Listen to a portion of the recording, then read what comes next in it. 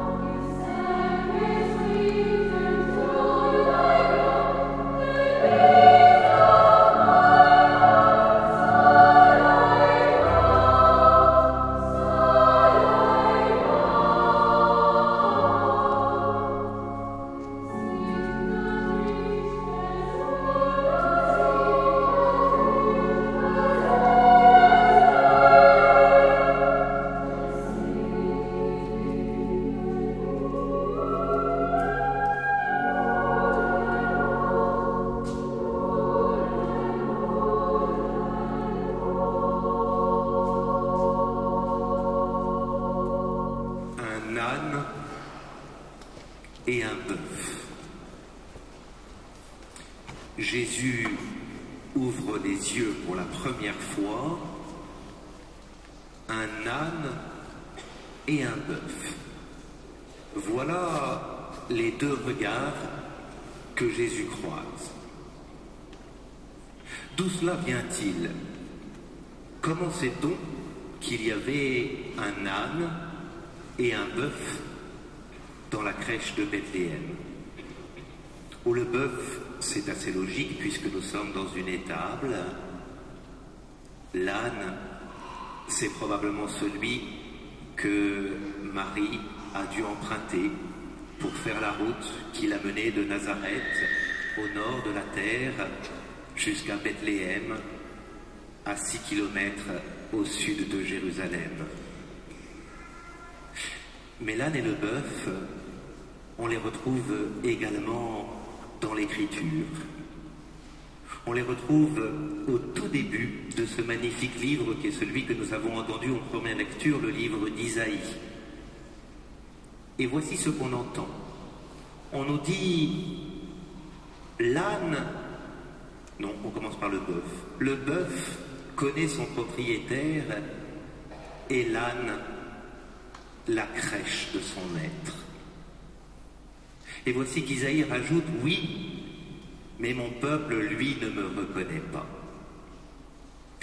Chers amis, c'est avec cette petite image de l'âne et du bœuf que je voudrais que nous-mêmes, nous puissions jeter notre regard sur cette crèche dans laquelle Ariane, au tout début de la messe, a posé le petit enfant Jésus. Est-ce que notre regard sera creux comme celui d'un bœuf ou indifférent comme celui d'un âne? Ou est-ce que nous serons de ce peuple qui cherche à comprendre ce que nous avons sous les yeux? C'est pas évident, les amis, c'est pas évident parce que ce que nous avons sous les yeux, c'est tout petit. C'est un petit enfant. Il ne parle pas, il ne dit rien, et il ressemble à tous les enfants de la terre. Que sommes-nous capables de voir lorsque nous nous penchons sur cette crèche de Bethléem? Il me semble, chers amis, qu'il y a 3 bonnes nouvelles qui viennent jusqu'à nous quand nous regardons Jésus, tout petit enfant. La première grande nouvelle, c'est que l'enfant qui est là a choisi de passer par en bas. Le Dieu qui est le nôtre a choisi de se faire petit enfant. Non pas de s'imposer comme un Dieu en aurait le droit par la puissance de sa colère ou par les tremblements de terre et les orages, mais un Dieu qui se fait tout petit. Jésus dira plus tard dans son ministère, « Je ne suis pas venu pour les justes et les bien portants. Je suis venu pour les malades et les pécheurs. » Et c'est ça, la première bonne nouvelle, chers amis. C'est que Jésus ne rêve pas d'une humanité idéale, de ceux qui se croiraient au-dessus de toute épreuve et de toute contradiction. Jésus, précisément, décide de venir nous rejoindre dans, excusez-moi de ce néologisme, dans la brinque-balance de notre humanité. Car, frères et sœurs, nous le savons, chacun de nous, nous portons ces fragilités, ces blessures, le mal qui nous a été fait, qui nous est peut-être encore fait, peut-être même par ceux qui devraient nous aimer. Le mal que nous faisons et que nous voudrions arrêter de faire, mais que nous savons, nous le faisons tout de même. Ces épreuves peut-être indicibles que seuls nous-mêmes connaissons, ou ces épreuves que nous partageons avec d'autres, celles de notre maladie ou de la maladie d'un proche, celles de l'inquiétude du travail, celles du confort et du bien-être. C'est avec ces blessures et ces fragilités de notre être que nous nous présentons devant la crèche, véritablement. Et Jésus nous dit précisément qu'il n'est pas venu pour nous juger, pour nous condamner. Il n'est pas venu non plus pour mettre une sorte de baume un peu facile sur nos souffrances. Il est venu nous rejoindre chacun avec la contradiction de nos existences, avec les incohérences de nos choix, avec les blessures que nous portons. Le petit enfant dans la crèche décide de passer par en dessous et pas par au-dessus. Laissons-nous approcher tels que nous sommes ce soir par le petit enfant. Ça, c'est la première grande et bonne nouvelle. La deuxième grande nouvelle, chers amis, c'est que nous avons sous les yeux un petit homme, ou un petit homme. Ça pourrait paraître normal, et dans toute maternité il y a des enfants, pourtant ce petit homme n'est pas comme les autres. Figurez-vous que ce petit homme que nous voyons là, c'est le créateur de l'univers. C'est celui qui est au-dessus de tout et par qui tout a été fait. C'est celui qui sait exactement ce qui se passe dans le cœur de tous les hommes d'aujourd'hui, qui sait tout ce qu'il y a partout et toujours, le Tout-Puissant, celui qu'on ne peut dire qu'au-dessus du ciel, tellement nous ne savons pas comment dire sa grandeur, ce grand-là, celui qui est Dieu, qui est de toute puissance, décide de se faire l'un de nous. Regardez votre main. Regardez-la vraiment. Arrêtez de me regarder, ça m'intimide. Regardez votre main. Et dites-vous en la regardant, je la regarde la mienne, Dieu a une main comme celle-là. Dieu a une main comme celle-là. La deuxième grande nouvelle, la deuxième bonne nouvelle de Noël, chers amis, c'est que nous sommes chacun une créature suffisamment grande, suffisamment digne pour que Dieu ait pris la même chair que nous. Dieu a réussi à rentrer là-dedans. Ça, c'est la deuxième grande nouvelle. Parce que si notre monde aujourd'hui regarde notre humanité parfois avec des espérances, voire des espoirs, s'il la regarde avec une vraie incapacité à voir ce qui est grand en elle, le petit Jésus vient nous redire combien chacun de nous, nous sommes grands puisque Dieu a réussi à entrer dedans. Et ça, c'est beau. Et puis, chers amis, il y a une troisième grande nouvelle.